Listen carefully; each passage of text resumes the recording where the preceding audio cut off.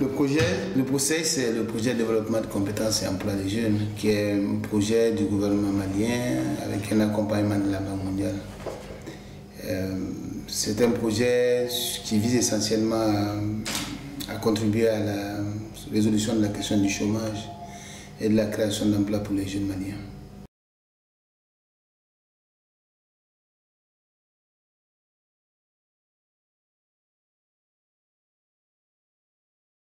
Pour monter ce projet, nous avons engagé avec la banque un processus qui s'est étalé sur à peu près 18 mois.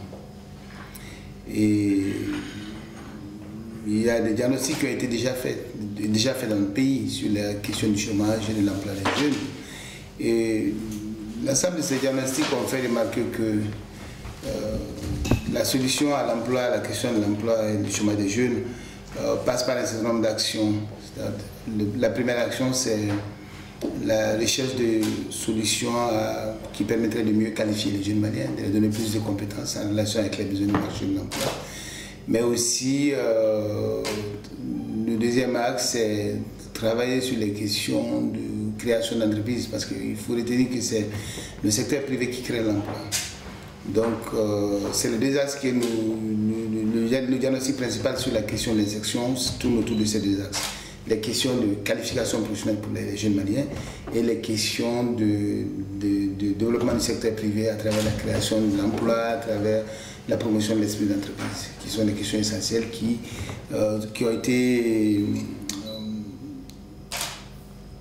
retenues par l'ensemble des diagnostics comme des pistes de solutions pour quelqu'un qui cherche à résoudre la question de l'emploi dans le pays.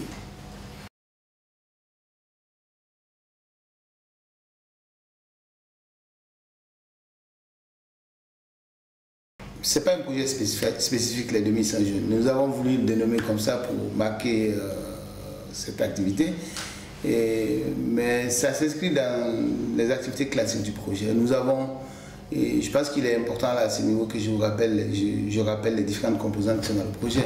Nous avons une première composante qui est beaucoup plus tournée, comme je l'ai dit, sur les questions éducatives, les questions de formation professionnelle, qui travaille essentiellement sur l'enseignement technique, qui va travailler essentiellement sur l'enseignement technique et la formation professionnelle. Et la deuxième composante, qui est la composante entrepreneuriat, a prévu de travailler sur 3 segments. Et le premier segment, c'est les jeunes, la majorité des jeunes maliens. Parce que vous savez, on parle beaucoup d'emploi. Quand on parle d'emploi, de chômage, on passe beaucoup aux jeunes diplômés. Mais vous savez que la majorité des jeunes maliens ne sont pas diplômés. Et cette majorité, qui est celle qui reçoit le moins de réponses possibles, est sur le marché de l'emploi et par la force des choses mène des activités, apprennent des activités par d'autres moyens que l'école, ont acquis des compétences par d'autres moyens que l'école et sincères, difficilement dans la vie, mais sincères parce qu'ils sont obligés de s'insérer. Donc c'est cette première catégorie de jeunes qui est visée par l'opération 2100 jeunes. Mais l'opération 2100 jeunes, on a juste baptisé ça cette année pour démarrer comme ça et mettre beaucoup de focus là-dessus. Mais en réalité, ce programme 2100 jeunes s'intègre dans une sous-composante qui s'appelle la promotion de l'entrepreneuriat pour les jeunes non scolarisés, déscolarisés et faiblement scolarisés. Et dont l'objectif principal est de toucher sur les 5 années 10 000 jeunes. Et sur les 10 000 jeunes, il y a près 60% qui vont continuer jusqu'à l'élaboration des plans d'affaires et 60%, donc c'est 6 000 jeunes qui bénéficieront d'un fonds de démarrage, ce qu'on appelle un fonds d'amorçage qui va les aider à pouvoir se lancer dans leurs activités. Mais 50% de ces jeunes, dont 1500, pourront bénéficier de financements complémentaires à travers le système bancaire et ce financement sera adossé à un crédit qui sera géré par le phare.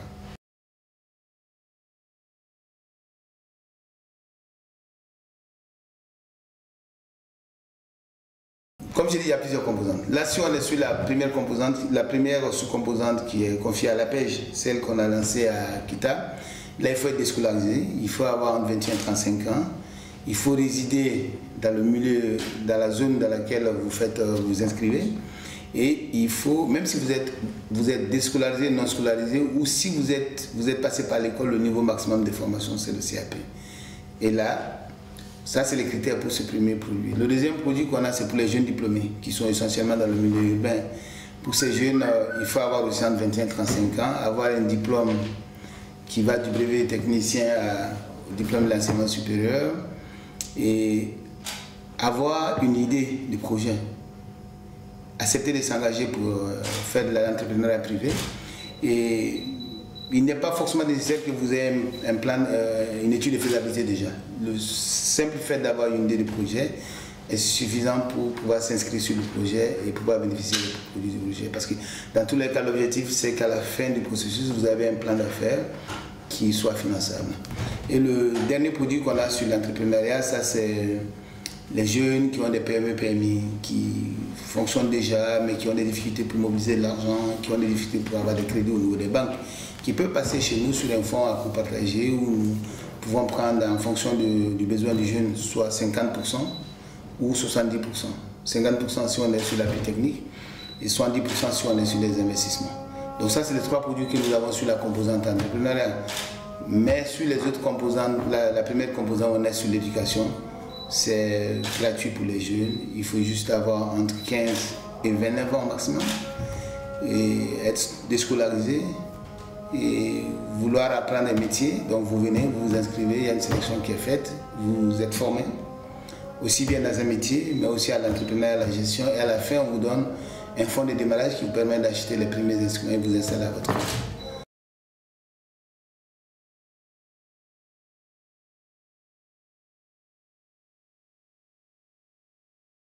Tout est prioritaire. Vous savez, lorsqu'on parle de la question des jeunes et de leur insertion sur le marché de l'emploi, tout est prioritaire. Là, nous sommes, même ce matin encore, nous étions à la banque avec le directeur de la banque. Nous pensons que ce projet est un projet majeur. Il y a des choses que nous allons essayer ici au Mali qui pourraient après être exportées dans la sous-région. Donc, pour cette année, d'ici la fin de l'année, nous avons quand même fixé des priorités parce que ça fait maintenant 8 mois que nous sommes en activité. Il faudrait que les bénéficiaires commencent à voir les effets du projet. Et là, nous avons priorisé un certain nombre d'actions d'ici la fin de l'année. La première action, c'est ce qu'on a lancé à Kita, l'opération 2100 jeunes. Au même moment, nous avons lancé aussi un processus de recrutement de 1500 jeunes pour les faire déscolariser, non scolarisés dans le milieu urbain et semi-urbain, pour les faire rentrer sur un dispositif d'apprentissage.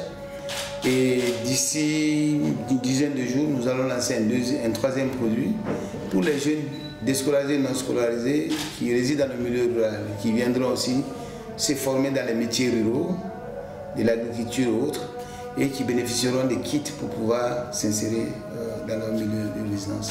Donc ça, c'est les trois actions qui sont prioritaires aujourd'hui, d'ici la fin de l'année, en tenant compte des difficultés de mise en œuvre, du fait que l'outil n'est pas encore complètement rodé.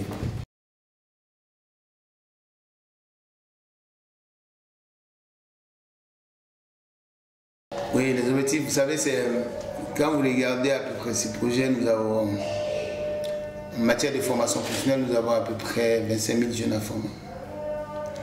Et en matière d'entrepreneuriat, nous avons, disons, 2000, 6000, nous avons à peu près 15 000 jeunes à insérer, à peu près, dans les activités économiques. Nous avons environ une quinzaine d'établissements publics et privés à renforcer, c'est-à-dire équipement, et formation de formateurs, changement de méthode de gestion. Donc c'est très important ce que nous avons à faire.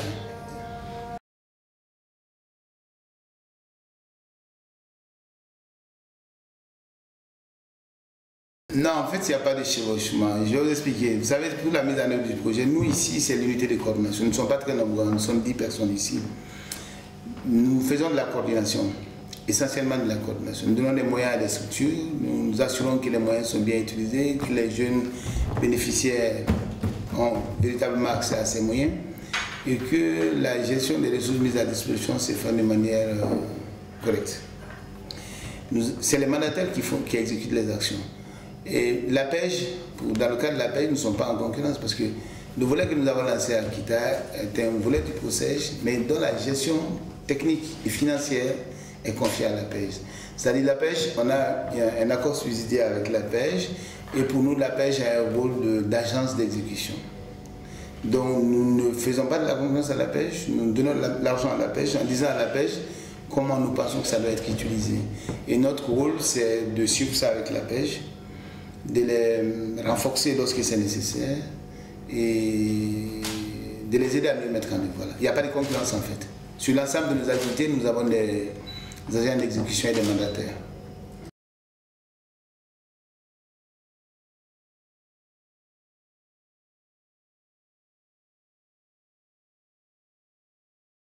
Mais je pense qu'il faut rectifier. Le caractère endémique du chômage en Afrique n'est pas toujours. Le seul facteur, ce n'est pas la formation. Je vais m'expliquer. Le chômage, d'abord, c'est un phénomène mondial. Ce n'est pas seulement en Afrique. Même les grandes puissances, vous savez, c'est le premier souci de tous les gouvernements, même en Europe et en Amérique. Mais le problème de l'Afrique, et spécialement du Mali, je ne dis pas que la formation n'est pas un des problèmes. Mais l'emploi, ce n'est pas l'État qui crée l'emploi. Ce n'est pas la formation qui crée l'emploi. Qu'est-ce qui crée l'emploi? C'est le secteur économique. Et malheureusement, en Afrique, malgré les tendances positives en ces dernières années sur les taux de croissance et tout, c'est essentiellement les ressources naturelles qui portent ces tendances. Et nous, ce qui manque en Afrique, c'est que dans la majeure partie de nos économies, on ne crée pas de la valeur ajoutée. Je m'explique. La création de la valeur ajoutée, l'exemple simple au Malin, qui est très basique et que tout le monde comprend, c'est le bétail. Nous avons le deuxième cheptel en Afrique. Le deuxième cheptel en Afrique après le Nigeria, le premier cheptel en termes de ruminants en Afrique. Et le bétail, nous continuons à l'exporter sur pied. C'est-à-dire on met des animaux dans les camions où des pasteurs peuvent suivre les animaux et traversent les frontières avec. C'est des milliers d'emplois que nous perdons. On ne crée pas de la valeur ajoutée. Si on abattait les animaux sur place, c'est-à-dire qu'on transportait de la viande, on aurait fait de la transformation localement de la viande aussi qui serait transformée. La viande brute serait partie, la viande transformée serait partie. Ensuite, il y a les sous-produits comme les pots de cuir qui seraient transformés sur place. Vous avez les cornes qui sont utilisés dans la décoration mais qui sont utilisés aussi comme fertilisants qui seraient transformés sur place. Ça créerait des usines et des emplois.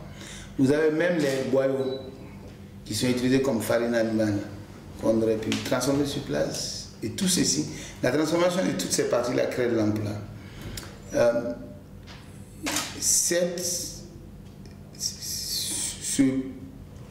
pan de la transformation n'est pas encore très maîtrisé en Afrique. Et le gros problème en Afrique, c'est ça. On ne crée pas de la plus-value, on ne crée pas de la valeur ajoutée, on prend nos matières premières et on les transporte à l'état brut. Et la transformation est faite ailleurs. Le coton malien est transporté, il est transformé, il nous revient en termes de tissus, de chemises, de pantalons, de vestes et autres, et même de bassins. Et tous les Maliens sont fiers pour dire que le basin c'est malien, le basin n'est pas malien, c'est la teinture qui est malienne et elle est polluante en plus. Donc c'est cette transition entre la matière première et le consommateur qui n'est pas assurée par nos économies et qui rend le chômage structurel et endémique en Afrique. Maintenant, pour ce segment-là de transformation qu'il faut créer, effectivement la formation a un rôle important. Il y a l'investissement, il y a les choses de base qu'il faut mettre en place, c'est-à-dire l'électricité, la communication, le transport, mais derrière tout ça, il faut des hommes bien formés qui puissent assurer ça. Et malheureusement, les économies africaines ont du mal à assurer. Je pense qu'il y a quelques pays qui ont commencé à travailler dans ça, là-dessus, comme la Côte d'Ivoire, le Rwanda, mais c'est essentiellement là qu'il faut travailler.